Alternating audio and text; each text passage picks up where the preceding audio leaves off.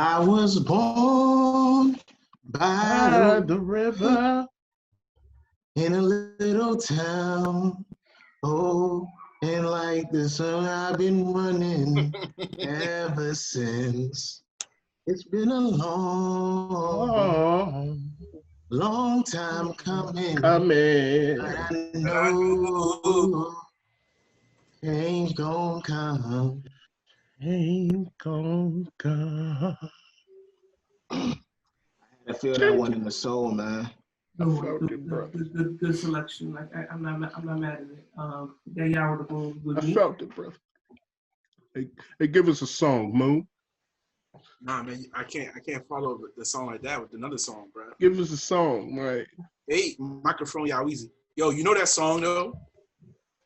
In the Malcolm X movie, like his assassination scene. That was a song I was playing, bro. That's the first time that song like really hit me, bro. And I got like emotion going, man.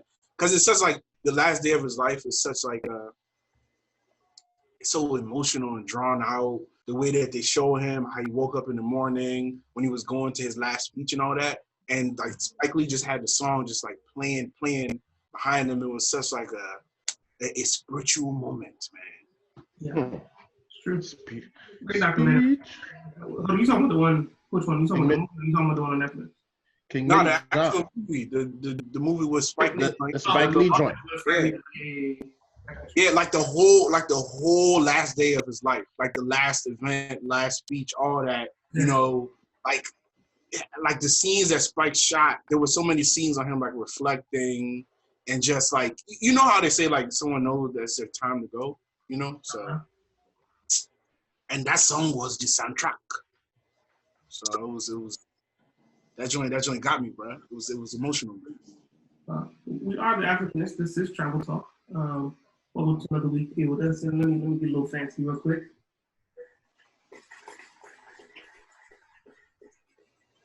Round of applause to us.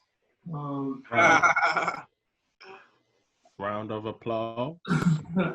Baby, make that ass clap. How do we go from a long time coming to round of applause, guys? Hey, diversity, man. We eclectic. Multifaceted brothers, you know what I'm saying? I want to give a big shout out to everyone who tuned in from Lucky in London with Love. God bless y'all. Our Nigeria and UK fam, y'all came up and showed out. You know what I'm saying? Big up to y'all for tuning in. Looking at the numbers here. You know what I'm saying? UK, y'all always show the love. You know what I'm saying? Nigeria showed the love too. You know what I'm saying? So big up to y'all. You know, my Nigerian folks, you know what I'm saying? Still tuning in some more. We appreciate y'all out there. You know what I'm saying? Anything y'all want to say, fellas, before we get started today? Anything from previous pod that y'all want to address? Well, no, man, Io was that dude, man. Just the little time we spent with Io in person, you know, just really confirmed the type of brother that he is for real. And he came on this podcast, this platform, and he confirmed it again. You know what I mean? So shout out, man. That brother, he got clear vision from the UK. He didn't live our exact experience that we did here in the US, but similar perspective. Yeah. It sounds like an echo, Quick. Am I? I don't hear your echo. Oh, maybe. Okay. Maybe it's my microphone doing something. It sound like you on that 2G. Yeah.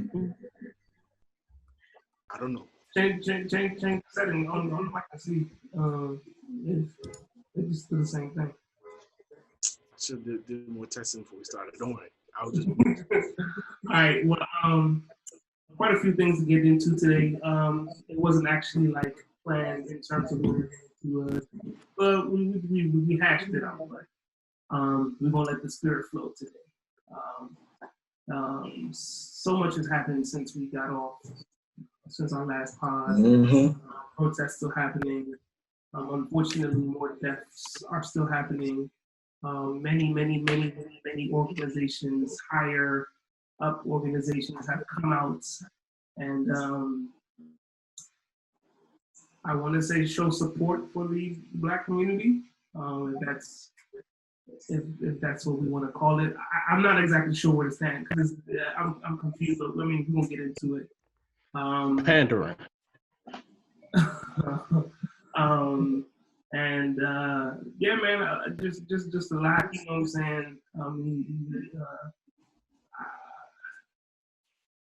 I like literally just now. I just read that Roger Goodell is encouraging and in support of an NFL team signing Kaepernick.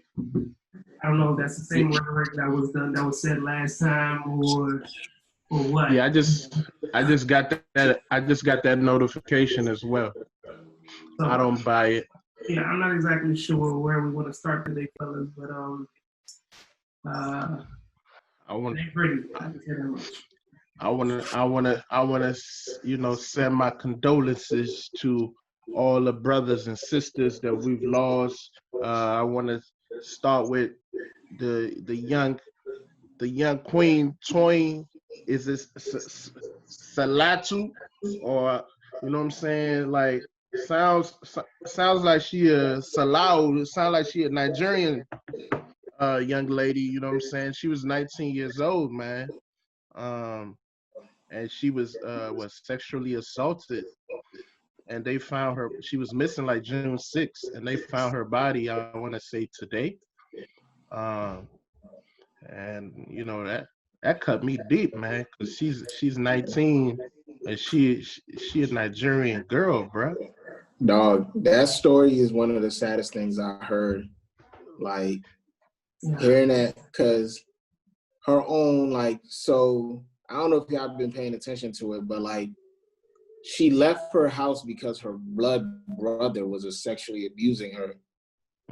I didn't know that part. Yeah, so that's why she wasn't. And like now, even like Damas is up in arms because her family and her brother and like the family is putting up a GoFundMe when it's like, yo, that's the reason why she wasn't even at the house. Exactly. What? You know what I'm saying? I just saw the part where she said somebody came pretending to use religion, the church. So, you know, and y'all know I've been going hard at, man, don't get me started on these church niggas, man. And I'm a church nigga. So I can say this to y'all niggas. It comes from the heart. Exactly. It comes from a place of, as a church person, a true believer, you hold yourself to a certain standard. And what you doing is you violate, because there's a level of trust that she gonna have for you. Maybe she's a believer. So of course, she looking at you through those lenses, and you use that to manipulate it. I take big offense to that, because you give all of us a bad name. This is why people don't trust the church. This is why no young people, they can, older generation, you know, it's in their blood, whatever, they're used to it. But young people, as you can see, you see more people, I'm spiritual. It's because of people like this. How you say you a person of God and you do that to a young lady? So I know they arrested somebody, but is it that person they arrested? Or the person I think it was a random dude they arrested. Yeah, they need to arrest all these mother effers, including the brother. Literally everybody.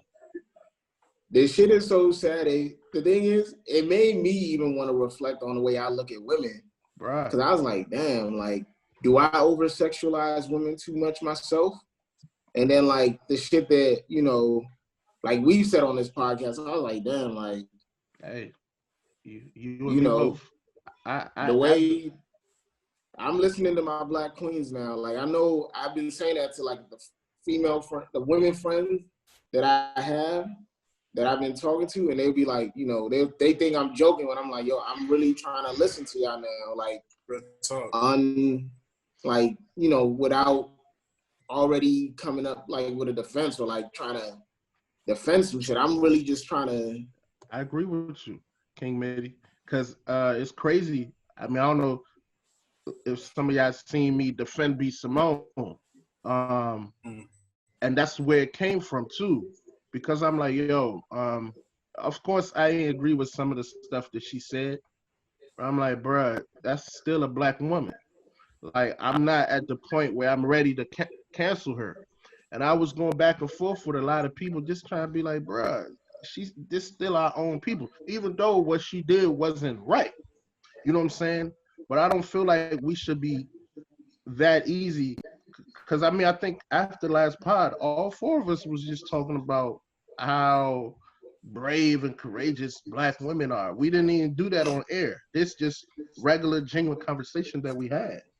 You know, ever since this whole George Floyd and this whole movement thing started, I've really just been in that mode where I've been like, yo, we really gotta appreciate them more. And then this stuff happened. I'm just like, nah, black brothers, we gotta do better. Cause I feel like they, like we talked about, I feel like they always step up when it comes to black men. Oh yeah, no question. Yeah.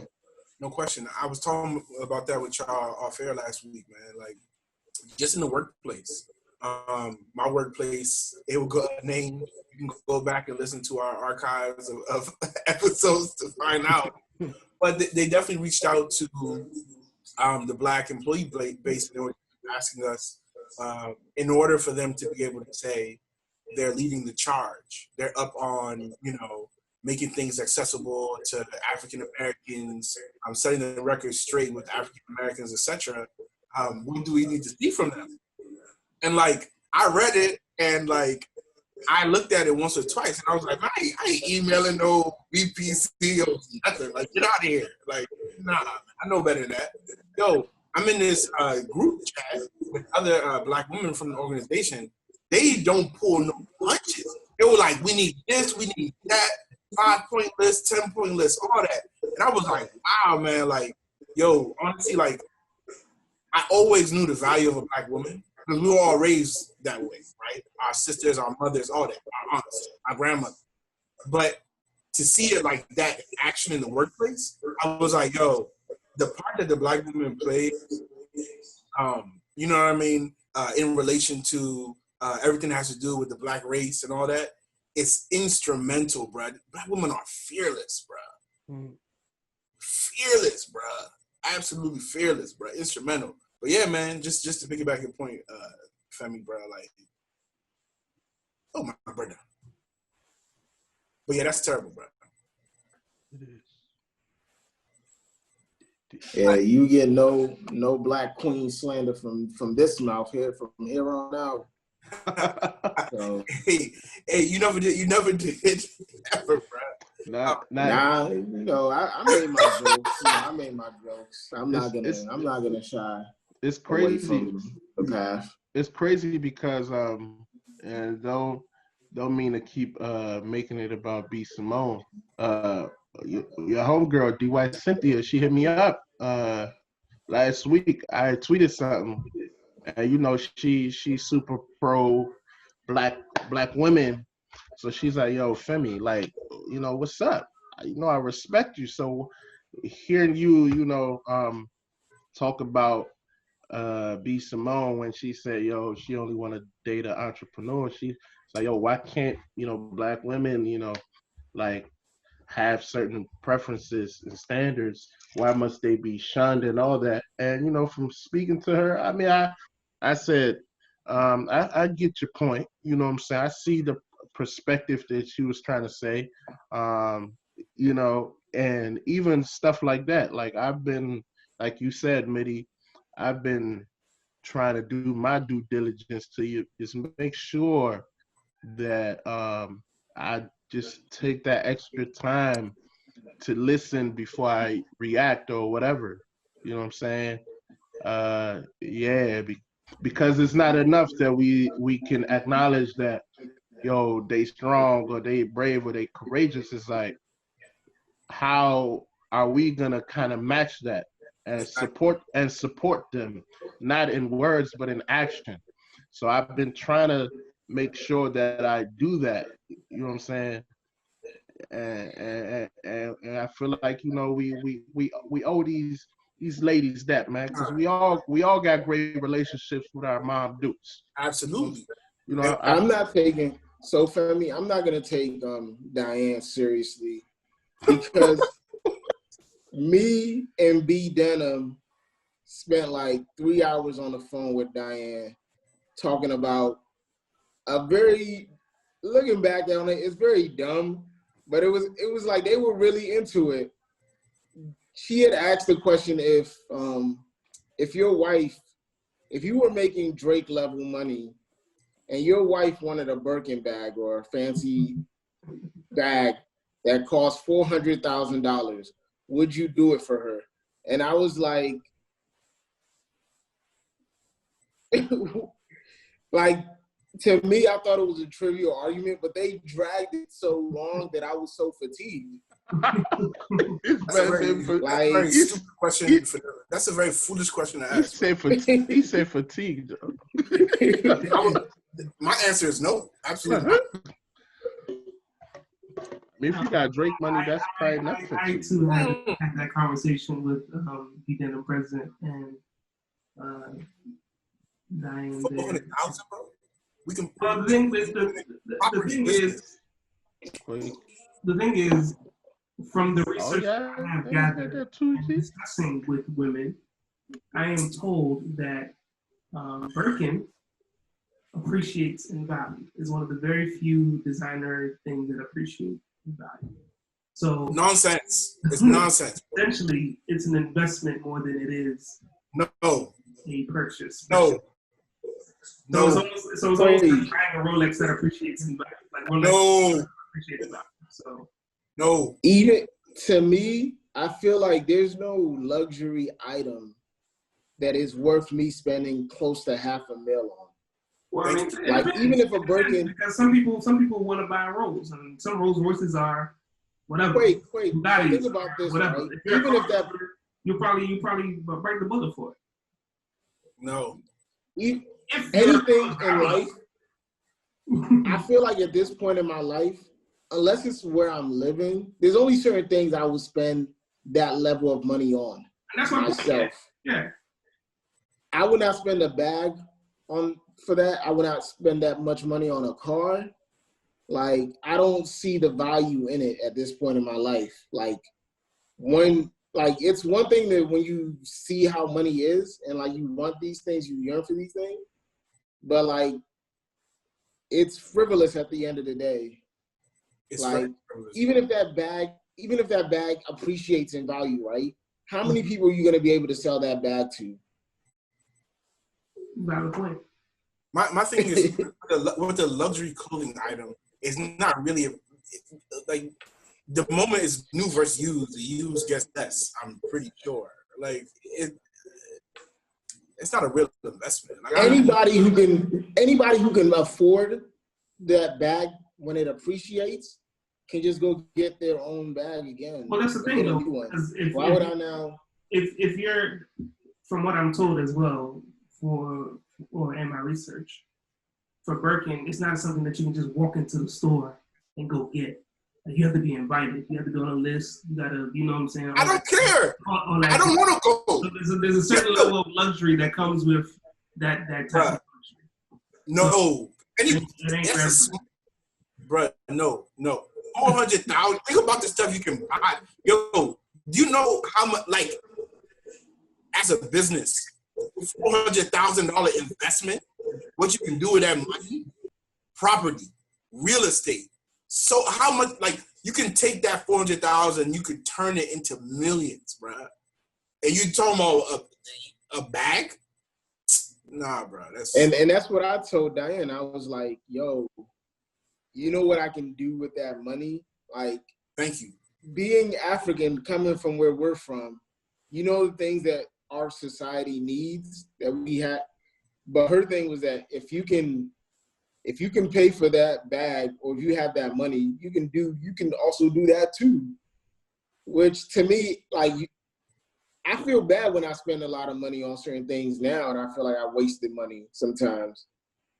Yeah, but so only imagine if I spent that money now on something like that. In the grand scheme of things, right? What's $400,000 to a multimillionaire? You're saying that, Quake, but there's so many broke NBA players that were multimillionaires. You understand what I'm saying? Like, And the reason that they're broke is because they made decisions like that. That's a fair argument. If I'm not spending more than whatever the amount for like a regular luxury car. This is just me, right? I'm like, and even if I'm making Drake money, you still have to make the same decisions because it's really a lifestyle habit. When you start to make those wrong decisions, then you will end up, unfortunately, like those athletes we see that are broke now. Look at Anton Walker, bro. Look at the money he made. He could buy Birkin bag like it's nothing, and he did. Look at Trent Richardson. Look at all those players. You know what I mean? My thing is that, like, if you're going to spend that much money, your money has to make you money. Your money needs to double and triple your value, period.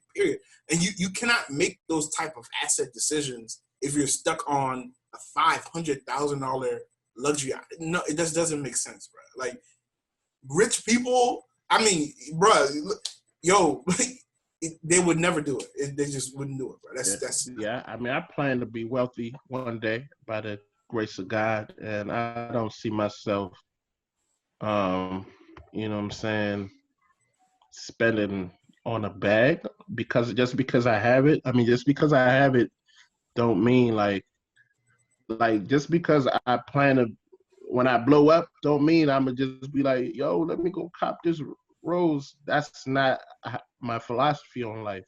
I'd rather put that money and invest in something. I'd rather put that money and help somebody out. You know what I'm saying? Like that material thing, like I might get you a $1,000, $2,000 purse. Because I wasn't gonna do that as a regular brother, you know what I'm saying? But now that I got it, okay, but you don't need nothing that excessive for you to, you know what I'm saying? So I'm thinking about 500,000 real quick. Now, if the price was less than that, the conversation changes. I'm thinking about the dollar value you told me. So I just put that out there. I mean, the thing is, I didn't even know these type of things. I was just made aware of it because of the conversation I was having with the young lady. She was explaining to me how. Yeah. I'm hip to Birkin bags, but I'm not sure that the dollar value. She was explaining to me how there's certain purses that these girls in the DMV have that it's impossible for them to have because you can't even get access to those type of purses unless you're invited somewhere. So there's a lot of fraudulent purses out there, a lot of purses that haven't been made or done yet, that these babes be flaunting and taking pictures with. But, you know, for those babes that really research these designers and all of that, it's fluid. And that's when I got hip to, okay, you don't have, these people don't have access to these type of bags, so that means, and there was like certain bags or certain luxuries within these specific organizations accrue value. It's not like whatever. So yeah, that's how. See, I think this maybe with everything going on, I'm on my whole like Dusty Foot philosopher tip or monk status. Because to me, I look at it like, yo, half of them stuff ain't coming with you when you die. So ain't no need for me to none of it. spend it. Yeah, ain't no need for me to be that. Yeah, none of it is coming. When you die alone. None of it, yeah. And I like spending money. Like I don't like spending money, but I do like nice things. Like I spending money. Exactly. I do have a luxury taste, but within reason. If we're getting, see, here's the thing. Like if you suffer through the pain of entrepreneurship, bro. Like if you suffer through the pain of like trying to like putting in like 8,000, 10,000 of your own money and trying to turn it into whatever 40, 50,000. Then like the way you look at money is so different. It's so different, son. That type of excess, bro. I would never be nah, bro. Now again, I'm working on the dollar value. You get it quick. You said $500,000? Never, bro. Never. Yeah. Because you can turn that into so much more. Bro, you can go buy a property in DC and make $5,000 a month off that $500 million. Just imagine. For you just waking up and brushing your teeth and farting, someone give you $5,000. Think about that. You can buy a nice house in PG County and pay it all off.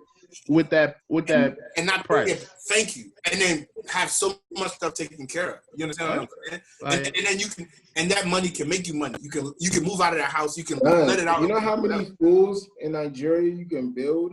How many roads you could probably pave with that money? Thank you. I didn't even think about that. Quick, you know the property you can cop in So I'm just speaking on the knowledge rent it out. I was given. No, I'm not coming at you though. I'm just gonna say, like, quarantine, I've been watching a lot of videos. I've been focusing a lot on small business endeavors, investment, reading books, everything, bro. So I'm really like, you know what? This time at home, let me harness this moment and better myself, bro. So I've been really focusing a lot on, you know, what can I do with my money better? How can I take it to the next level? How can I put myself in a position to be rich, bro? So, bro, something like that right now is just like, it's wild, bro. I mean, something as simple as, like, when I cook stew, Ghanaian stew, it's like, how did I spend $17 and I have 14 meals, bro? Like, that's, for me, that's crazy, because pre-quarantine, I'm going to the restaurant, I'm going to happy hour, getting Uber Eats 2-3 times a day, spending $700 on food, and now, bro, I haven't done food in 2 weeks, and I have a whole nother joint that I can cook a whole nother 2 weeks of meals for. Bruh, the way it's just the way that we look at money is just, it's just crazy, bruh. Like, $700 on food. Yo, I used to do Uber Eats sometimes 3 times a day, bruh. Oh, you are rich. You got money. It's not that I got money. I'm just on the move. That was a lifestyle at first, because, you know, yeah, like, you always on the move, you in DC, Thank you. you know, and instead of leaving your office to go stand in line, you probably just call the movies and they just drop you. Right. That's convenience, but, you know, there's no way I can Uber Eats 3 times a day, son. Yeah, the most I do eating out a day is twice. Cause sometimes Nigga, I do once. Not cause when cause you know I be at work, you know, 8 to 10 hours in the office. And we got a bus boys literally down right next to my office. You gonna spend like $20, damn near $30 at bus boys, and that's just ordering one little nice little meal, and then like maybe breakfast I might have got something, or maybe. Yeah, but Femi, are you picking that up or are you having it delivered to you? Oh, nah. That's what, to me, it's the delivery. Oh, I'm just a bruh. No. I'm with you on that. I'm trying to save that $4 or $5 because they'll be like tax, delivery. Nah, it's not even $4 or $5. It'd be like $10 for delivery. Yeah. It can double the cost. Like your $5 at Chick-fil-A is easily like $14. You know what I'm saying? See, I pick up. I go scoop it. I'm not. You ain't bringing it to me because I didn't have time for that. I mean, it's just I'm not even trying to go that deep into it. But my whole point was that, like, this quarantine, I've been able to really slow down and take a look at stuff and say, like, what are we doing wrong with money? Like, how can we really better ourselves with money? And it's a mindset more than anything. You know what I mean? So for me, the decision to buy, even I don't care how rich I am, if I'm going to spend some money, $500,000 that I can flip into $5,000 a month for the rest of my life, for my children's life and all that, that's worse than me spending that Uber Eats money. So how can I justify that decision? Like, no.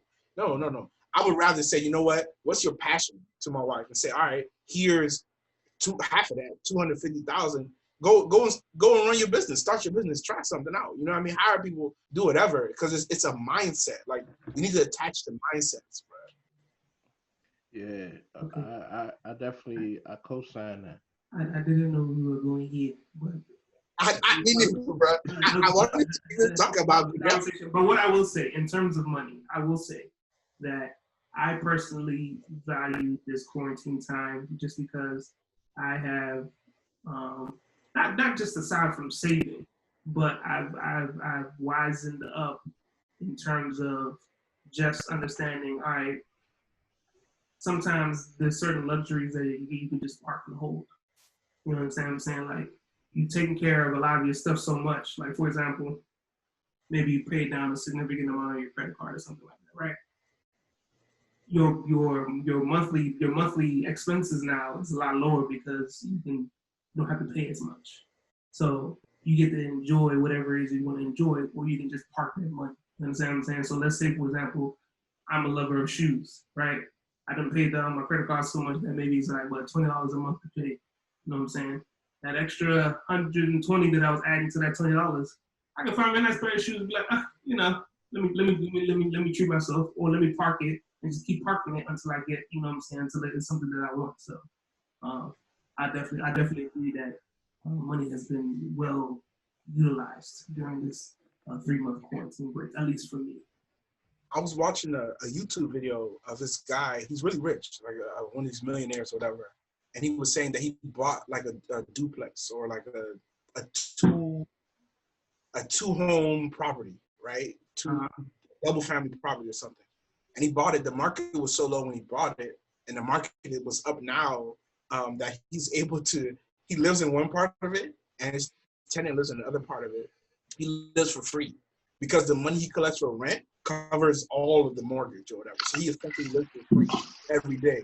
You know what I mean? Like, to have. But that's what they always tell people to do if you're gonna do stuff like that.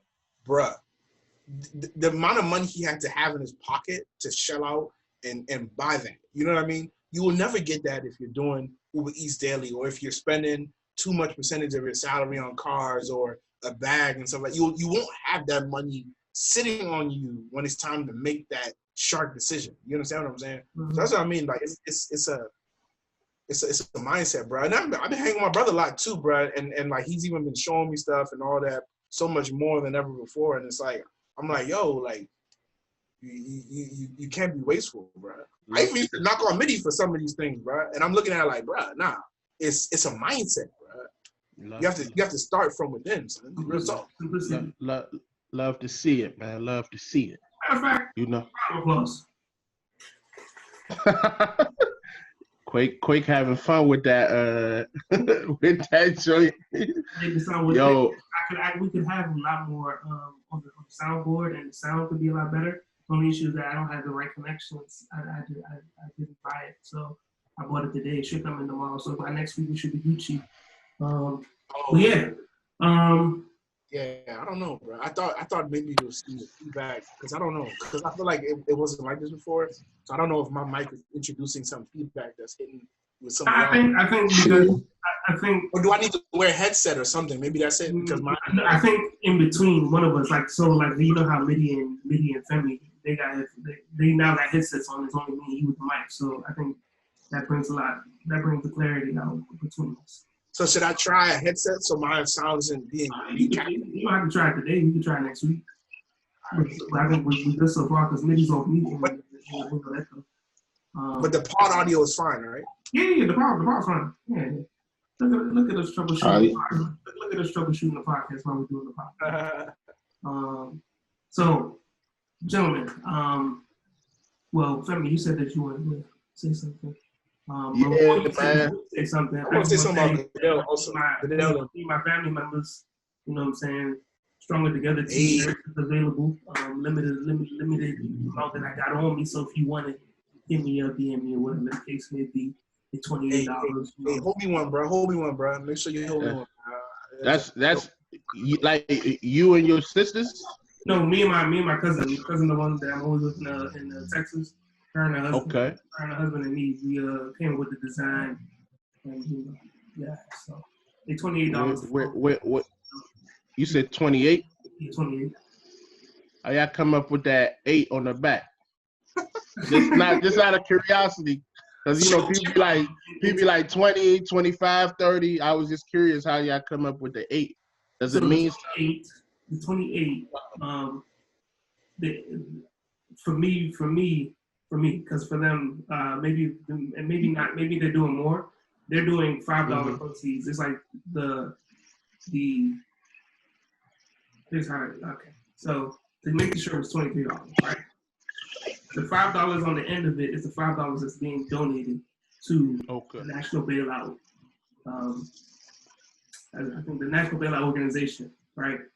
Me personally, I'm selling it. I'm selling it for 28 too, and I'm giving the entire and everything that I make off these t-shirts. Every dime I'm giving to the bailout. What sizes you got? I got small through extra large. You don't got no baby sizes? Not yet, but you know, I'm working on baby stuff for you know what I'm saying, for my own stuff. If y'all got some baby joints, let me know. But I'm gonna cop one for myself. I send you a cash app. Okay, cool. Too, bro. I need to get one of the happy folks too.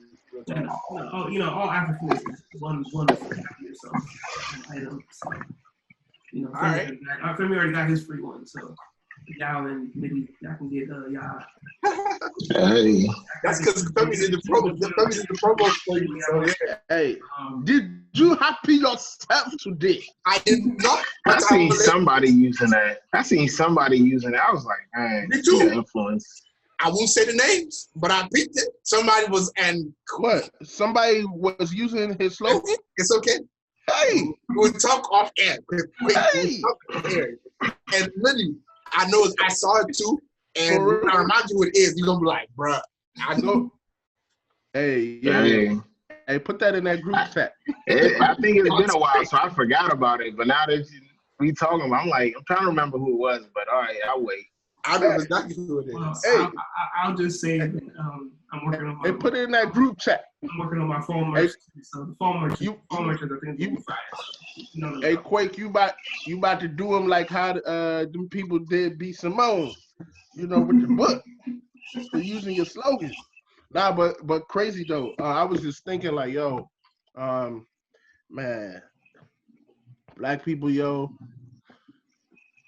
we look at how we relate, man. I was just thinking about comedy, right? For example, like just think back to how we relate to one another and compare it to like Anglo-Saxons, right? If you look back to when we were in school and how we make jokes, a lot of it comes from us cracking on each other, maybe making fun of one another, maybe hurting each other's feelings in a sense. Mm-hmm.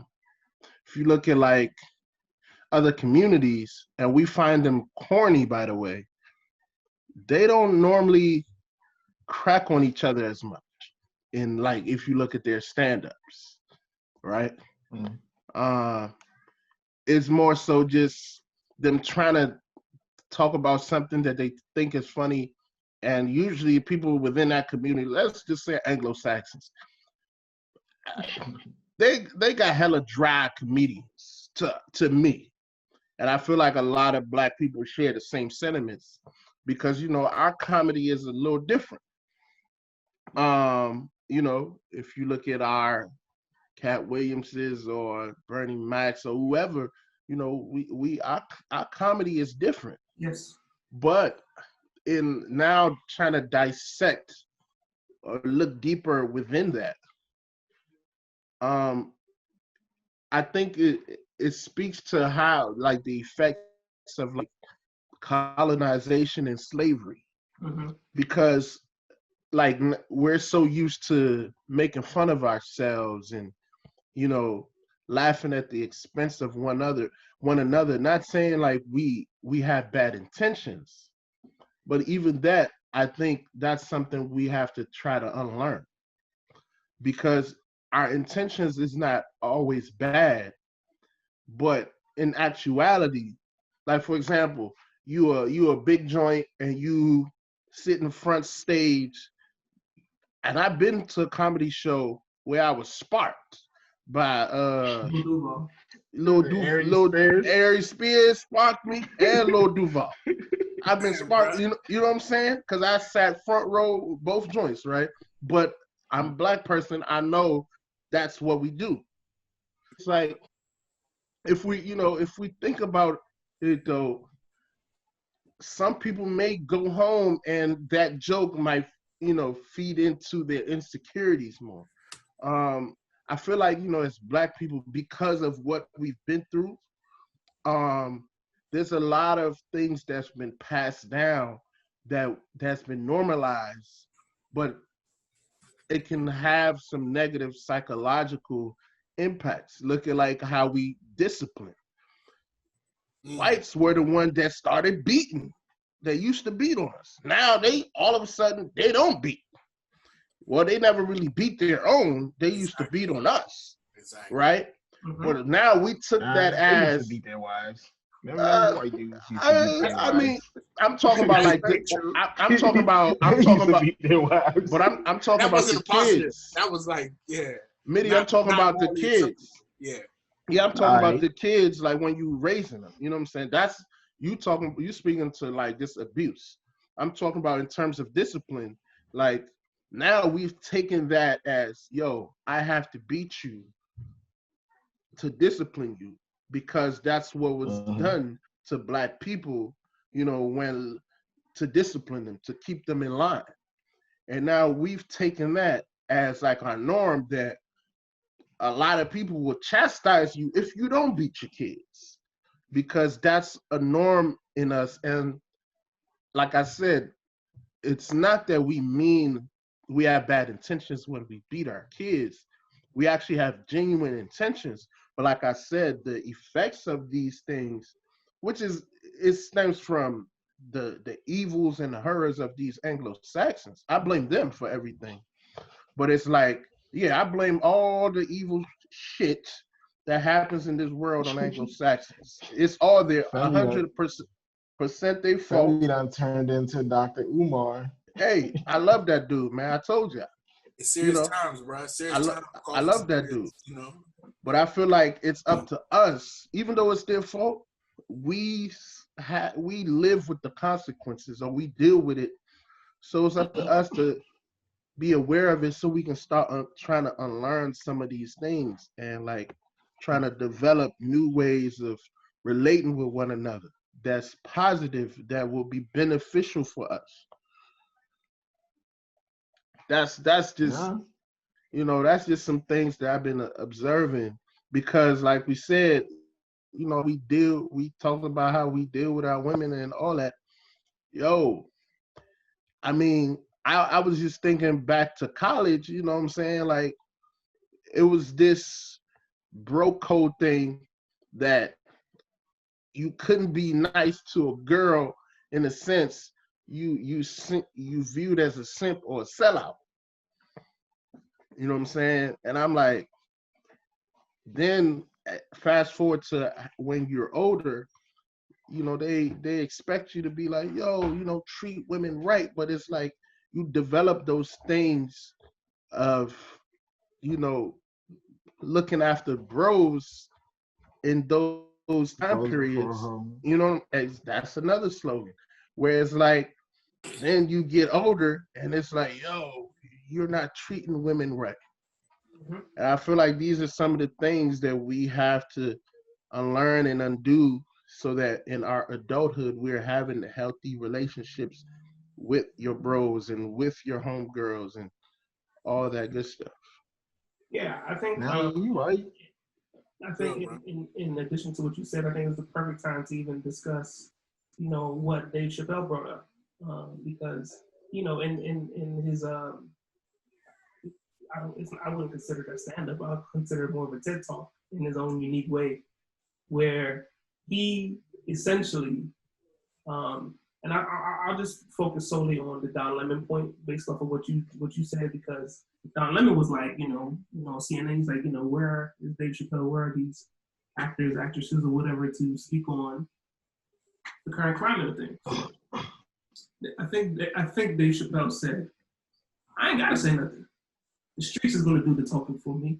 And he specifically said one thing that touched me was that he says he trusts us to do the people. So essentially, he knows his power, but he knows that the power lies within the people, and he trusts that the people will get the job done. He trusts that the protesters are going to do the right thing. He trusts that the people that are speaking right now are going to speak on behalf of us and not make us look any type of way. I think that's powerful coming from a guy like that, because he's been through the ringer. You know, he's been vilified for leaving Comedy Central. been the subject of a lot of jokes, and he's still winning.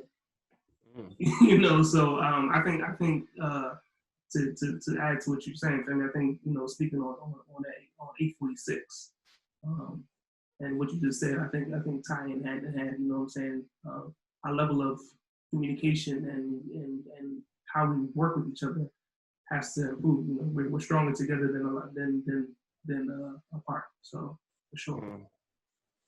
I agree. Yeah, bro. It's a lot that needs to change, man, within our culture, the way we address each other, the way we treat each other, man. It's just a lot of negative learned behaviors, man, that we need to address while we're in this moment of clarity, you know. So I appreciate you bringing up a lot of that stuff, man. It's true. It's true, 100% true, bro. We look at it from that light, but it's true. Yeah. Did y'all get to see the what's it called? Huh? That's a round of applause for us again. Oh. Nah, but I was gonna say, did y'all? I don't know if y'all got a chance to watch the Spike Lee joint on Netflix, The Five Bloods. No, I'm gonna watch it tonight because you brought it up. That's a must watch, man. Like, especially with everything going on, it's like, yo, like this dude Spike is like, he's a genius. To have that man is a genius. Like, and I don't think he get like legit. The best way I've heard someone describe Spike Lee is like he shoots movies. Like every movie is like his last chance to shoot. Like he has to cram everything in his movies. Like he's not gonna get an opportunity to shoot again. And when I say this movie, like it's about Black people and their sacrifices. Well, the underlying story is Black people and their sacrifices to America. Because it's about these Black Vietnam vets who go back to Vietnam to recover the body of their captain and bring it back to the States. And like all this stuff goes on that happens. And then it's like, he also goes into like how America, like the things that go on overseas as well, and how it affects America's choices affect the Vietnamese and all that stuff. And like, you know, the you know, how Black soldiers, they fight war, but when they come home, they're treated like shit. So he talks about things like that in that movie, and like there's a lot of great symbolism that he does all throughout the movie. Like it's so deep. Like I think there's an Oscar nominee for that one, the main dude in the movie. I don't even want to spoil it, but even like Chadwick Boseman. Chadwick was in it. Oh, I just he's Chadwick Boseman's in the movie too. Okay. Like to use, like here's how smart Spike is, right? The way he introduces Chadwick Boseman's character in the movie, you see him sitting on a little makeshift chair, like he is almost like T'Challa in the Black Panther. How you see him in that same pose in the Black Panther, or like how you see Bobby Seale on his little chair as well with the guns. So it's like that's the symbolism that a lot of people wouldn't pick up on if you're not knowledgeable about what's going on. So it's like, yo, that movie, man, I think it's a must watch for anybody who, with everything going on, I think people should watch it and give Spike his roses, man. Yeah, I'm gonna watch it tonight for sure, bro. Spike gets his roses no matter what, bro. Absolutely. Yeah, pioneer, bro. I'm still gonna, you know, say that some of the movies are hard to watch for me, but you know, Word. Which is understandable. Because I'm just talking in terms of like, not that they're bad. It just it's reality. I said this on several pods ago, and I got chewed out by the listeners. But you know, I'm not saying they were bad. It's just I don't know. It's like I don't know. It just for some of the things just didn't flow the way I expected it to flow. So I don't know.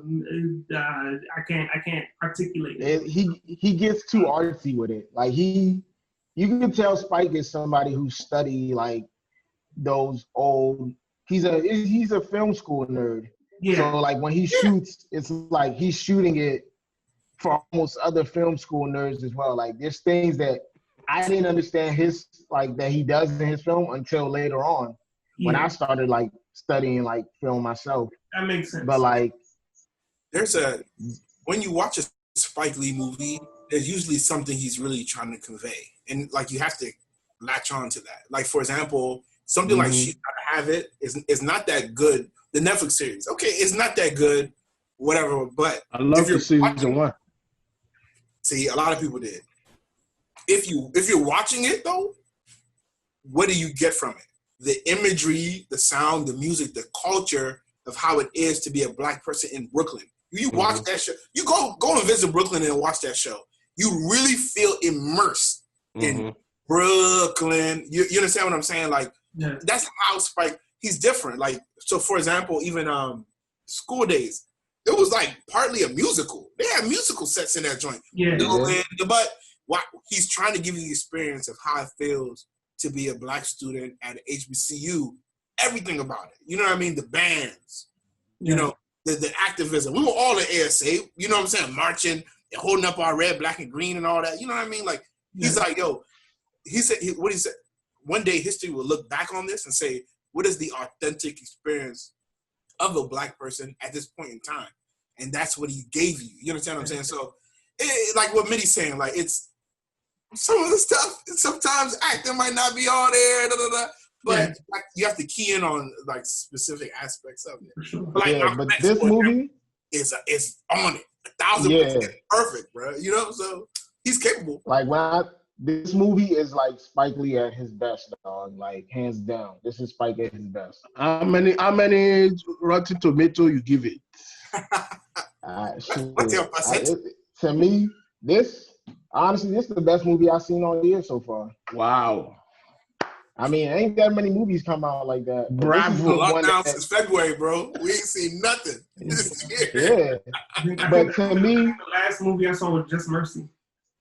Oh yeah, I saw that the Jamie Foxx and Michael B. Jordan show. That one's good. Yeah, I ain't watched that. Nobody watched Ice Cube and Diana Ross' daughter movie. What Tracy Elliott? They did a movie. It was a movie about a singer who was like multi-platinum or whatever, and she wanted to do one last tour, and her little tour manager. I didn't watch it, but I watched like the trailer for it. But I don't think it did all that. Yeah, I mean, I think I've been watching too many Nigerian movies too, so that's another thing. Word? Like Nollywood? Yeah. Did you see Merry Man 2? Yeah, I finished that joint over the weekend. That's a bad movie.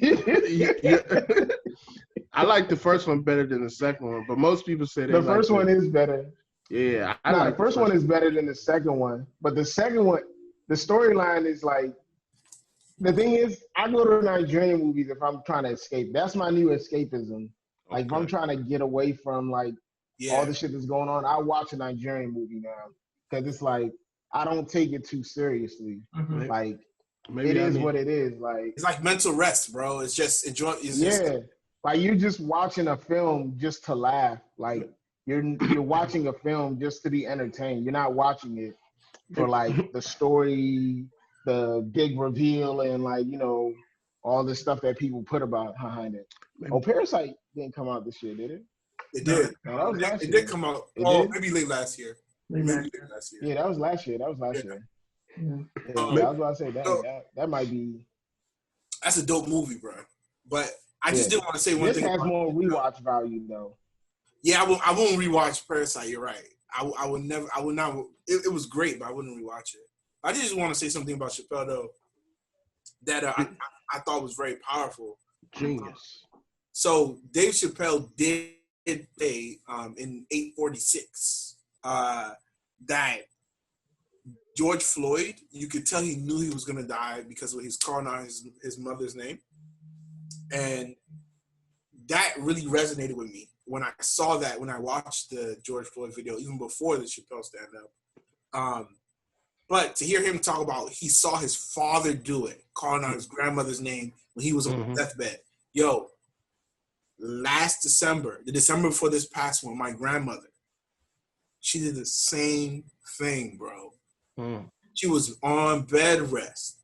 She's almost 100 years old. You know, rest in peace, matriarch of the family. As people know, Ashanti culture is through the mother. So the whole family, she was really the pillar of our family. But she ended up passing away in February. December, I was in Ghana. You can tell she was coming into her last days. She did the same thing. I never knew her mother's name. She was saying Eno, Eno, Eno, and I was confused. And then my aunt, one of my father's younger sister, told me that's her mother's name. She whenever she gets real tired and it's late at night and stuff like that, she starts to call her mother's name, you know? And we're like, what? That's so odd. Boom. She passed away less than 2 months later. You know what I mean? So for me, like, when Dave Chappelle brought that point up, I was like, yo, that is so true, bro. If, like, it's like how they say your life flashes before your eyes. Like, he knew he was a goner. He was gone. So no, it's crazy that you brought that up because I mean I think I told you before, like when I went whitewater rafting, right? Have I told you that story? Yeah, you almost. Yeah, when I told you, yeah, right? exactly. I almost died, and it's crazy because I was calling my mom, and I was thinking of my mom because I'm like, damn, what would my mom think? Like, yo, I went because my mom is not into all these adventurous stuff, right? So if she knew I went whitewater rafting, she'd have been like, yo, what are you doing? You know, so literally during that moment where I thought I was drowning, and y'all know I can't swim, all I was thinking and calling was for God and my mom. And that whole thing didn't last. It didn't take a minute. just a few seconds, right? Exactly. It was seconds. It didn't take 1 minute. And so when he says, yo, just like he said the earthquake was like 35 seconds, but the George Floyd, and that's why I keep telling people, because people are like, yo, what made people wild out so much? I'm like, usually we watch people get shot and it's seconds. Mm-hmm. We sat there and watched this whole video for, it's 10 minutes, but of course he only pleading for 46 of it. But when you watch a long thing and you're like, bruh, within minute 1, minute 2, minute 3, nowhere in that time period could you have said, all right, enough is enough. Yeah, people are like, yo, we know y'all don't value us, but this is like inhumane. Like he suffered for that long. Like, nah, we gotta show y'all niggas it ain't sweet out here. And I think that's what really resonated with a lot of people.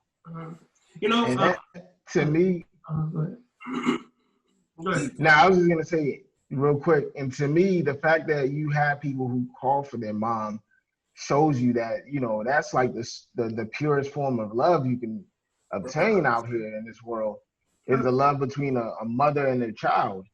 So that to me is why we even have to, you know, that's more reason why we have to uphold our Black queens out here. Right. Like, honestly, like, and it really can make you emotional, son, because we don't even call our mother by their first name, bro. Call her mom. You understand what I'm saying? So to be in that moment where you know you're dying and like you're going through your life's memories and to recall your mother's name by her first name, like, you understand how deep that is, bro?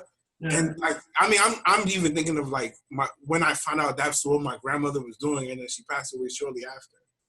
To put it into that context of what Dave said and what Floyd said, bro, like, I'm not even an emotional type dude, bro, but that joint really hits me in my core, bro. I feel you, bro. In my core, for real, son, because like to even recall, you even have to think to recall like what your mother's birth name is. You know what I mean? Mm-hmm. But to be in that last grasping moments of life and God, you know what I'm saying? Because that's the womb you came from. It's a fact. It's a fact. And you know, even when I think about it too, it's like, bro, the whole sequence of going back to what George Floyd went through, it's like, bro, if he didn't have that uniform on, his ass would have been whooped. Oh yeah. Of course. What? If you really sit there and think about it, we are literally afraid of what that uniform holds. Literally, bro. I was driving yesterday. I went to go get something from the store real quick. Yo, the feds was in Riverdale heavy yesterday. I tweeted it. I stopped by the 7-Eleven or whatever. I wanted to get some cash out just to have some cash on me, so because we got to pay the gardener, whatever the case may be. I'm the only one in there. Then all of a sudden I see 6 police cars all come. What? Just all come, right? But typically in that specific area, police just come there, stop real quick, get some coffee, get some sodas. Naturally, I've seen this happen before. But the fact that there was an influx of 6, I was just like, hold on. I didn't even get out cash. I left. It's crazy. It's crazy. I was like, I'll just write a check because, bro, I could be a law abiding. Wait, what are you writing a check for? Huh? What are you writing a check for? He paying for something, right? No, because I wanted to get up cash to give to the guy that cuts our grass here. So, and I wanted to get cash instead of writing a check. Oh yeah, who writing checks out? Yeah, I cash out, bro. Nah, Quake. You know what you just said right now, and this is. I think I told y'all before this, bro. I'm angry. I'm so angry, and that is what he just said is a prime example of that, right? Yeah, like I should wear your uniform. He shouldn't have to be fearful. But guess what? We just saw that with Rashad Brooks. Facts. Like he was law abiding. I'm like, yo, when anybody that watched George Floyd's video, which I'm sure Rashad Brooks did, you would tell yourself, yo, it's 2 cops here. I have a better chance at making it home safely if I try to run than to comply, because we've been complying and they still kill us. That is what you call trauma. We shouldn't have to live in a constant state of trauma, but guess what? It's that trauma that made dude, all right, let me try to run, let me try to do this, and he still died because of that. Because this is what we have to live through. You know what I'm saying? Like, and that shit is unfair, and that is why I'm so fucking angry, because I'm like, bruh, like these people think this shit is sweet. These Drew Brees, all these niggas, that's why we mad. Terry Crews, that's why we fucking mad when you say shit like black supremacy, bruh. Did Terry Crews speak Brazilian that I seen somewhere? Yeah, I saw his dumbass advocating for some stuff going on in Brazil. I'm like, nigga, you ain't even doing what's happening here. Talking about Fuzela, nigga, shut up. Like, bruh, I'm so angry because I'm like, yo, we're dying because we're in a constant state of anxiety and trauma. Bruh, like we talked about in the chat, when they bum rush you, just the thoughts going in your mind, like, man, I don't want to die. Yo, I got my whole life ahead of me. This man didn't even bother. He went home to write a check, and he ain't do nothing. I don't do anything. Like, I don't think these white people, they will never know, because they never feel anxious. And the thing is, not even close. The Rashad Brooks joint in Atlanta, I've seen Tamika Mallory, that's my new spirit animal. She was saying how, what's it called? Like, you can bring somebody like Dylan Roof, who like shot somebody, murdered 9 people. You can take him in peacefully and then take him to Burger King after you've arrested him. And you can't tell me a man who is drunk, unarmed, you have to resort to that stuff to kind of apprehend him. When he said he could walk home. I ain't watched that video either, so. You know, if the most humane thing they could have done is, hey, bro, you sleep in your car, lock it. You say you're not far from here, hop in the car, I'll take you home. Or be like, yo, quick, thank you. Hop in the car. Or be like, yo, call somebody, come pick you up. Call his sister that's down the road and be like, yo, come get your brother. Thank you.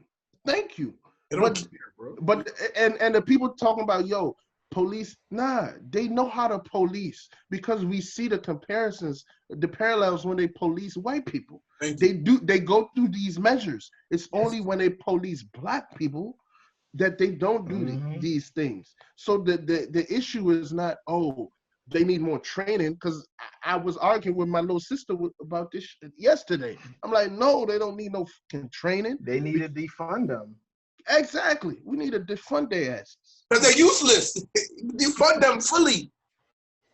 Seriously. Because I seen the thing that said somebody was saying that how, like, even when you fund the police and give them, when politicians talk about, oh, we're going to give the police more money and like empower our police, they're not, like, even the police officers that they're giving these money to and the officers, they're not even going into the white neighborhoods to see what's going on. No. They're just going into the black areas to say, all right, what's going on here? And if you're always looking for something, you're either going to find it because you causing it or you actually finding real shit.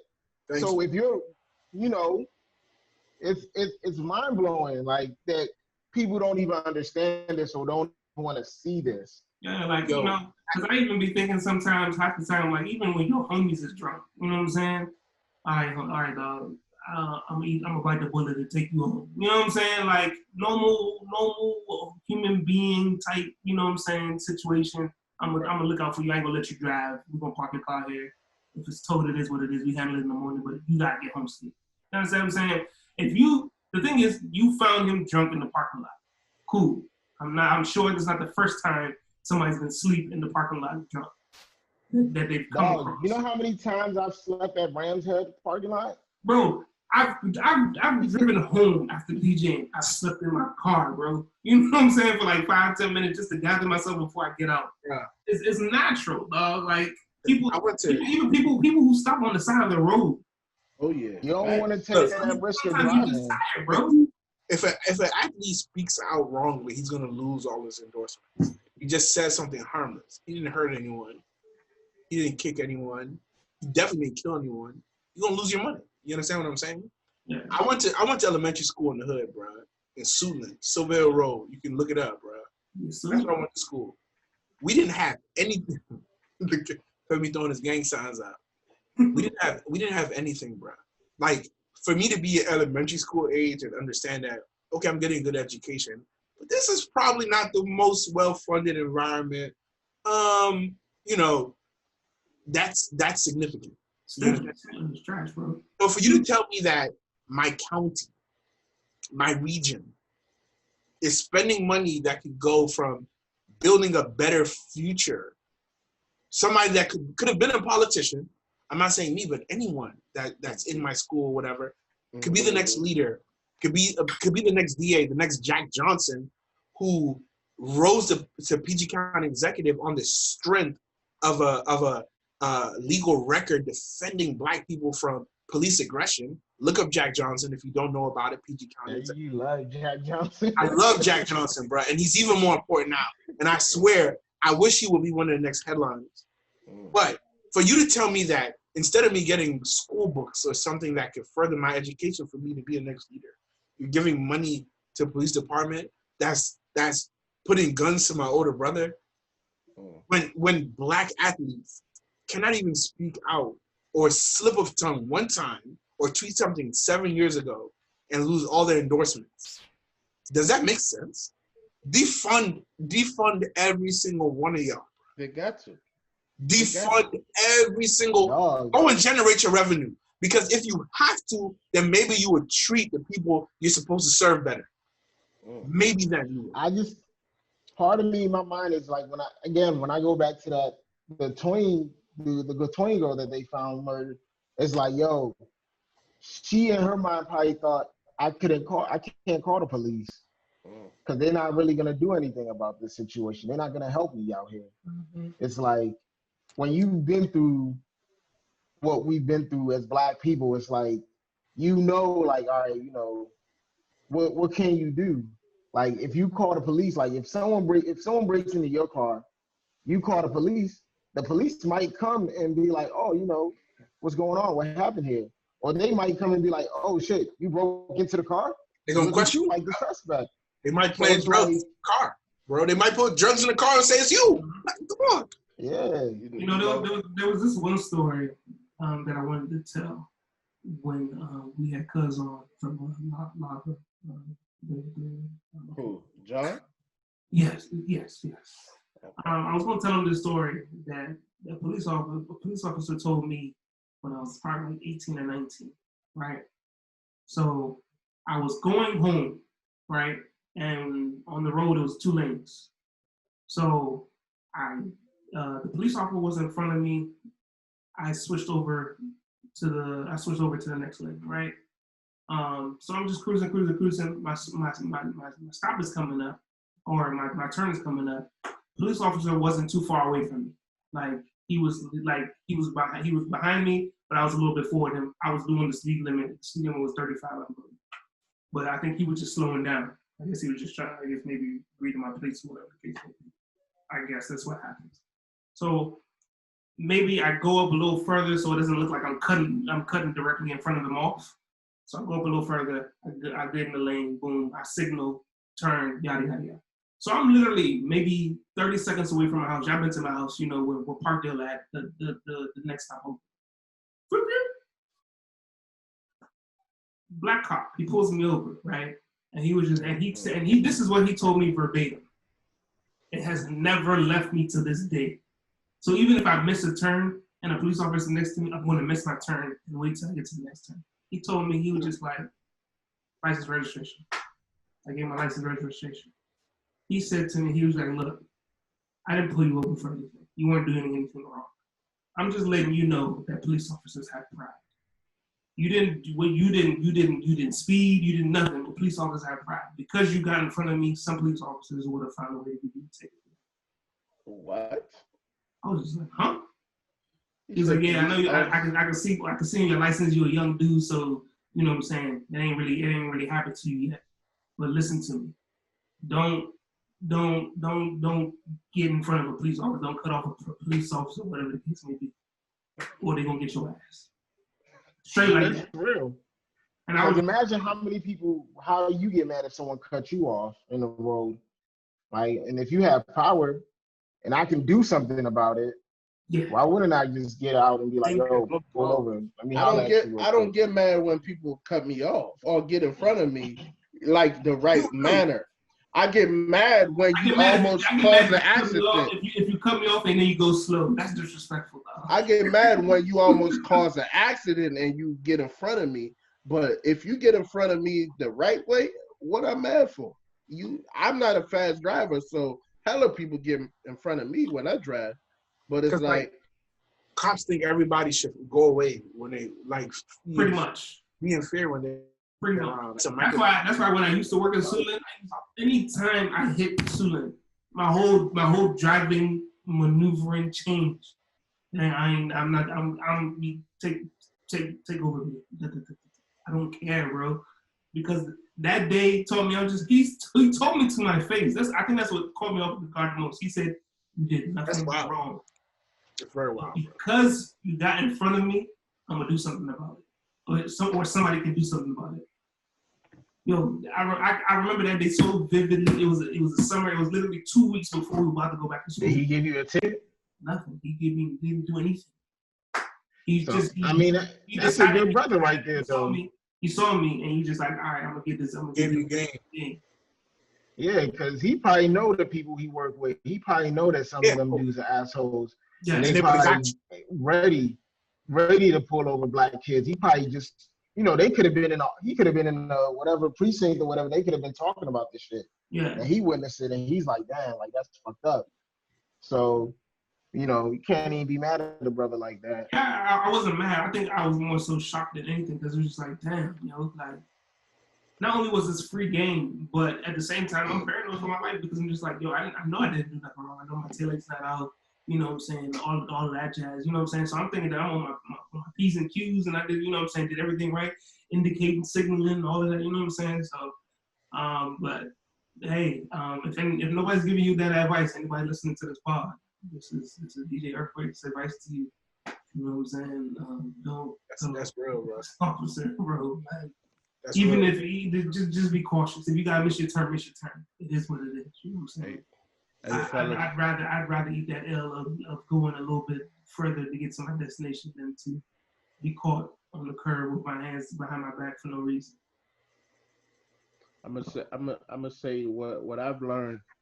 I mean, the emphasis that I'm trying to do just these past, I guess, weeks to a month, whatever.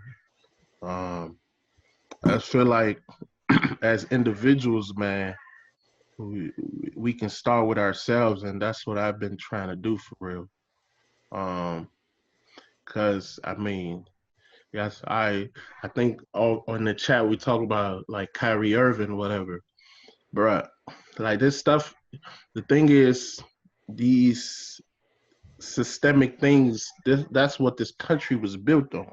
Yes. So when we want to now go against them, it's not gonna happen all at once. It's gonna take a time, especially because a lot of these people, these Anglo Saxons or these cops, like they set in their ways. Some of them will be able to have a change of heart, but to think all of them will is not realistic. But over time, they will become the minority if we apply pressure. And I feel like also we gotta start doing what we need to do. Um, and one thing I know, like, feel like the black family, we gotta be stronger than ever. We gotta prioritize each other. So, like, I really been thinking about that, and that's like not saying that I didn't value family prior, um, but it's just something that I'm making sure that my relationship with my folks is I need to prioritize that. Whether it's my siblings, my parents, Mm-hmm. just family, period. Like I was just telling DJ Earthquake before we came on, I'm like, the first time I ever grilled was a few weeks ago. Like, bruh, this ain't me, bro. I'm the one I'ma come, but I'm not about to do all that. I'm about to do another one this Sunday for Father's Day, bruh. What in my life? I just grilled for the first time like 2 weeks ago, but It's vital, bro. yeah, I'm just like, I just want my family to have these positive memories where we can cherish each other, like communicate how much we really value each other and love and care about one another.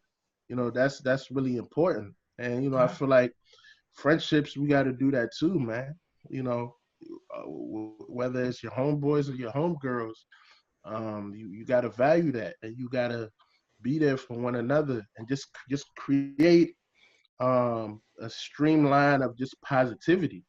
Let's communicate with one another. Let's do our due diligence, because that's the only way we can really uproot the systems that these niggas have built, man. Let's really, especially us as blacks, that's who I'm talking about. We really gotta view each other like that's your people, like that's your family, like real talk, like on some real, like we really have to value each other that much. And I think, like, because when we're able to do that, we're gonna be so strong as a unit, because you're gonna see more and more well-off black people in different avenues and different walks of life, that these people are not gonna be able to do all the ish they've been pulling for all this long. Yeah. But the crab in a barrel mindset that, and it's not just even here in America, it's in Africa as well, just constantly competing against each other. And in a sense, why wouldn't they compete? Because they feel like it's only a few spots or opportunities for them. So it's like, nah, it's gotta be me. But I feel like we should take a different approach from now on, because we all running that same race, man. We all fighting the same fight. And the more that we there with each other, make ourselves open. We're like, yo, I can come to you, you can come to me. You know, we can be vulnerable. Cause you know, harboring all these things in, it can, it's not healthy, bro. You know, like I told y'all niggas, I'm angry, bro. I'm glad we got to have this conversation, because all this stuff I've been keeping it in, man. Yeah. You know, like just being able to like just talk about some of these things, and like being there for one another can take us a long way as Black people. And I feel like that's when we can start to see us even making more strides in overcoming all this systemic shit, man. I am tired of it. I'm tired, bro. Straight up. And I'm not even that old. I wonder what, you know what I'm saying, people that's been around the 50s, 60s, 40s, I wonder how they feel. Yeah. Chappelle talking about he's named after his great grandfather. It's great. Mm-hmm. Bruh. So imagine the timeline of things his family has seen, witnessed, gone through. Exactly. His mother named him after her grandfather born a slave. William Chappelle.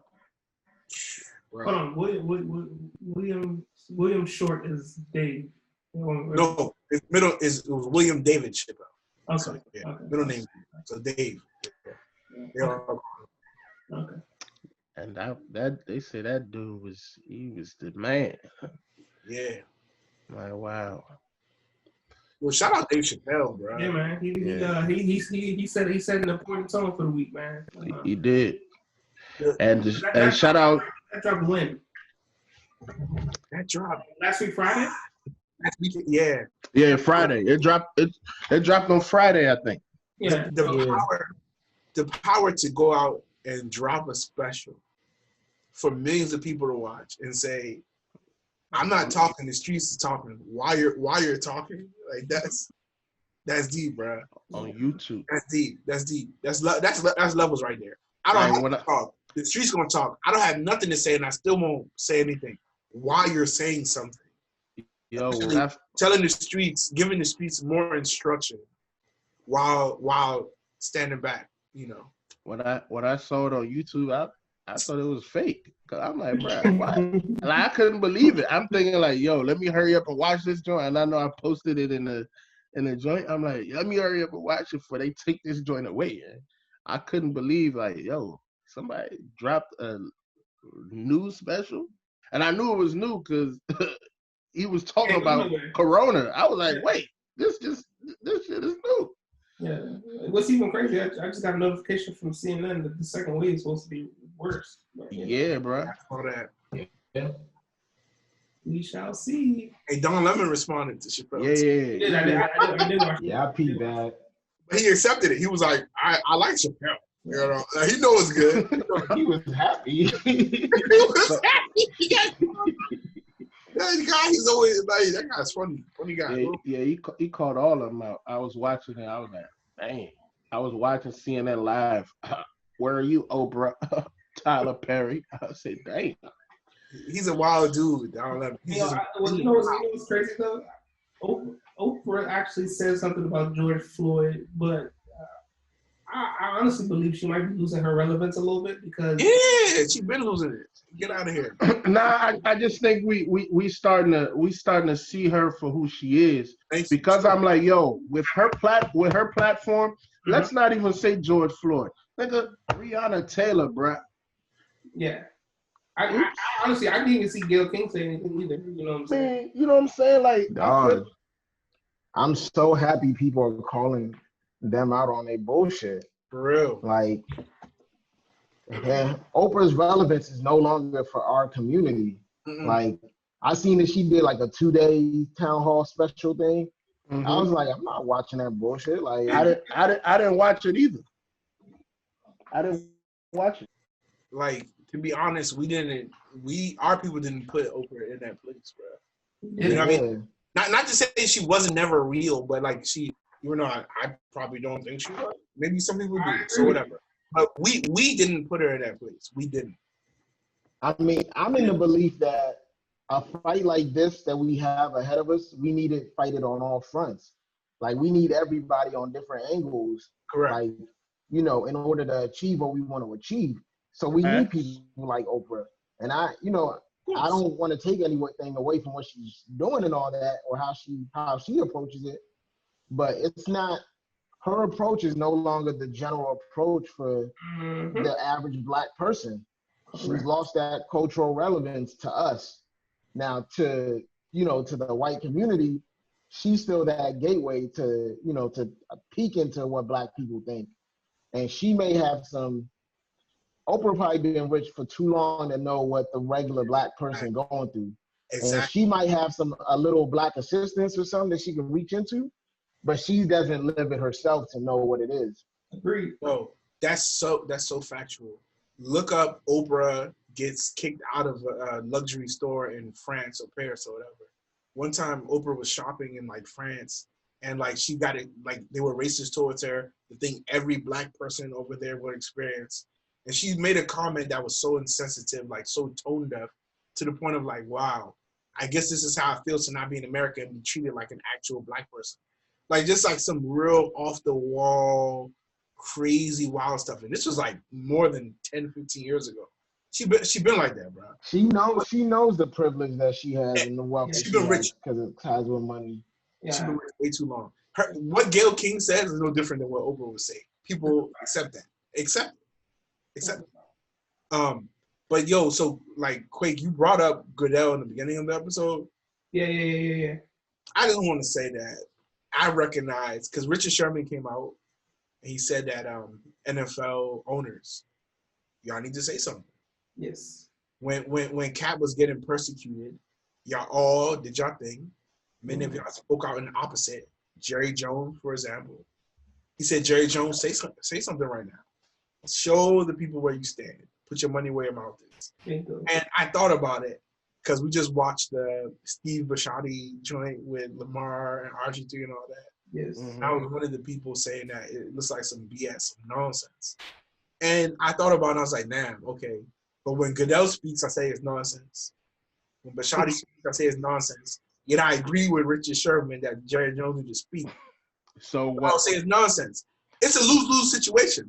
But I thought about it and I said, yes, it should be a lose-lose situation. Yes, 100%. Because you are a demon and you are in the wrong. 100%. I want you to lose both ways. Yes. So show your ass. You beat that because I was even happy. I was even happy that the San Francisco 49ers did a tweet that said Black Lives Matter. I said, good, but y'all owe Cap an apology. I made them sure it was capital. Every stand up for a fact. Y'all need to send him an apology and do a public one attitude and still lose. I don't care. Nah, the whole Twitter fried them. Goddamn, bro! I've never seen so many of the same comments. And I'm just like, because the thing is, like, no way. So all these. Go ahead, Mitty. Go. Nah, because I'm trying to understand. I thought Cap left because they lowballed him. The 49ers gave him a lowball offer. No, they didn't. I thought that was why he left. No, they didn't support him, bro. They renegotiated his contract, even though he still had more years. He had 1 year left, but he opted out. But then they didn't resign him, and no one else did. That's why. No one else resigned him. That is correct. You know what I'm saying? Yeah, so I think he had 1 year and an option. And but he didn't the option. But you gotta realize they renegotiated his deal so that I guess the money from the last year would be on the deal for this year as his last year as a starter for the 49ers, if I'm not mistaken. I'm glad Zeke got corona. you saw that, right? I'm happy. I hope he's asymptomatic. I hope he can get on a ventilator. You said you hope what? Hope Zeke Elliott ends up on a ventilator. Oh, he got the Rona? Yeah, from his positive corona. I hope you do. I hope you do because that's what you get. Because you spoke out publicly. You are a criminal. You don't speak out against your crimes that you commit, but you spoke out against Kaepernick for the crime of supporting his culture and his people. So Zeke Elliott, I'm looking at you. Right He spoke out against Cap? Yeah. Yeah, well, Jerry Jones said nobody on this team will support any kneeling or stuff like that. Zeke Elliott spoke up and said, we will never disrespect. He basically did a Drew Brees, even worse, in a worse manner. I'm like, at least Drew Brees has a squeaky clean Republican image. So it's on brand. Zeke Elliott, he grabbing titties. Thank you. You put your hands on anything that moves. You a real life criminal. We are 4 black men, bro. None of us have committed a crime except wanting to preserve ourselves. Zeke Elliott, you are an actual criminal. And yet you condemn Colin Kaepernick for doing nothing wrong. I am happy you have Corona, bro. I ain't going that far. I'm going that far. I don't care, man. This is for me last week. It's my turn, man. I don't care. Nah, because what I feel for those Cowboys is beyond, because the money that Zeke Elliott has right now, you can't spend in your lifetime. You can't. So why not take a stand? He finally did the video with all them players. He was in the video. Oh, get out of here with that nonsense, bro. Who's in the video? The Michael Thomas, Devontae Adams, Zeke, OBJ, a bunch of them. Pat Mahomes, I think Pat Peterson, Juice, Jarvis Juice. Listen, those of you who had the foresight, Tyrann Matthew. I want to ask, and this is why I say it. We're all Africanists right here. I want to ask people to go back 4 or 5 years ago. Check the Africanist record when Kaepernick was first standing up. Bingo. When Freddie Gray was happening, when Trayvon Martin was happening, Africanist is clear with our messaging, and we have never wavered. Black Lives Matter. You understand what I'm saying? I still don't watch football. Thank you. Many stood on us. So NFL. And so I'm saying, can we stand with Mitty? Yeah, we can. Can we stand with Mitty? But are we able to put ourselves and suffer something that we care about for the betterment of the people, so that we can be in solidarity? And like I said, I've been guilty. I tried. I think I did almost a year. Then I went back. We did it. I had a Super Bowl party in my own house, and I would call on someone. I told them I'm not watching this game, but I'm having this party for a social event. I will say this: we didn't boycott NFL, but we have always been pro-cap, pro-culture over football. It's never been a question. People on the Cowboys, people in the NFL, they actually spoke out against cap, like to like lift their own status up. That's sick, bruh. That's sick. And what I'm saying is that history will smile upon those that have proved authentic from before George Floyd to now. Check the African record. We have always been pro-cap, pro-culture, pro-people. It was never wavered. So those Colin Kaepernicks, those LeBron Jameses, you know what I'm saying? I respect y'all to a level way beyond, son. Mm-hmm. Those Kyrie Irvings, those now Zeke Elliott's, RG3, I don't care what you have to. Shannon Sharp, I'm with you. You have a waiver. You understand what I'm saying? History will smile upon those that saw it and said, right is right and wrong is wrong. I don't care. I have nothing to gain from it. But now that it's becoming a social trend, those of you that now are hopping on, I don't care. I do not care. I don't. I might give Kyrie a pass. I do not give Kyrie a pass. I might give Kai a pass. I don't. Because he earned his big checks at the time when other people were suffering. And granted, NBA was different. And Kyrie was a young man. He was a young man. He's still a young man, though. But he's older. I agree with that. He's 4 or 5 years older. So it's like when I was 22, 23, or, it's different from when I'm like 28. Like, you get what I'm saying? So I think he's older now. That's the only reason I give him a pass. he gets credits, but not the level of credit of, you know what I'm saying? Because Like, he seems like someone there's been an awakening. I Like, agree with that. you know, as You far know Eric as Reed, though. You know Eric Reed? oh no. Yeah, But no. now we gotta watch him before we can give him the accolades. Are you really about this life? Is it because your team is you're injured and you're not in the playoffs that you're doing this? You know, I'm the type of person that tend to give people benefit of the doubt, but I'm gonna watch you to see if No. if the fruits match what you spewing. Too many brothers have lost their jobs and their income. Jared Aldrich, Eric Reed. You know what I'm saying? For me to care about that, right? Like, I get it though. You're right. He was very young, whatever. But I'm just saying, in the grand scheme, not him per se, but those that are now hopping on, bruh, history will smile upon those that were true. They won more. That's all I'm saying. Big facts. All right, fellas. Anything else before we get out of here? Anything else we got to touch? Anything else we got to discuss? I'm pawed out, man. I'm pawed out. Straight up. I'm kind of hungry, so yeah. I know it's late on us now, but I haven't eaten today, so. Man, like, God bless y'all, man. God bless your families. You know what I'm saying? Keep fighting a good fight, man. We all in this together, bros. You know what I'm saying? We in it together. Let's stay one, man. Like, that's all I gotta say. Big facts. Yeah, man. And next week we might be back with Africanist and friends. Who knows? Happy Juneteenth. You know, how y'all celebrate Juneteenth, man. You know what I'm saying? Let's be litty, man. Remember, you going out? If you going out, I got the moves. I'm off. Hey, you know what I'm saying? We gotta do something, man. I got moves, bro. Get your mask ready. Get your mask on. I got hella man. And we canceling. Ain't no 4th of July. You know what I'm saying? This is our 4th of July right now. So let's do it big, man.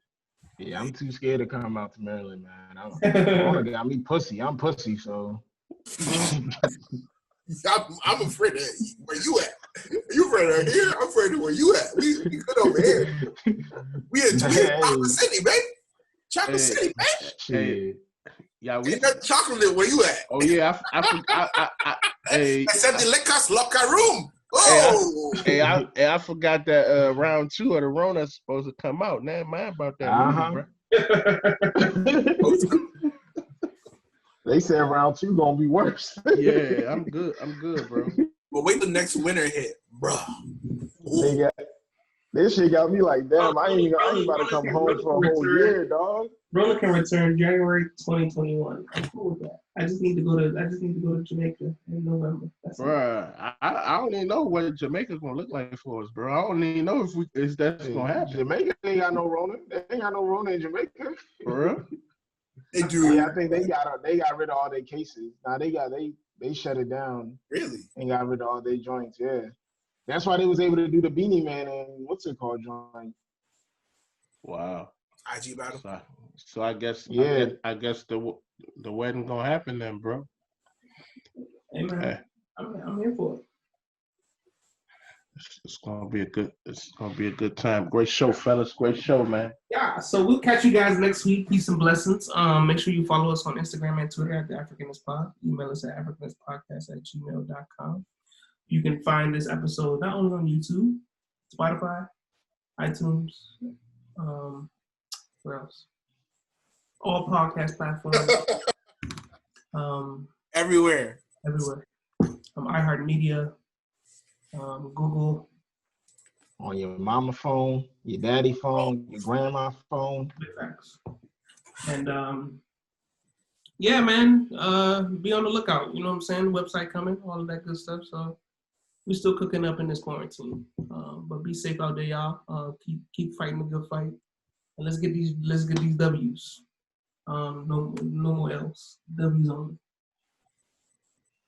Peace and blessings. We out. All right, let me stop this recording.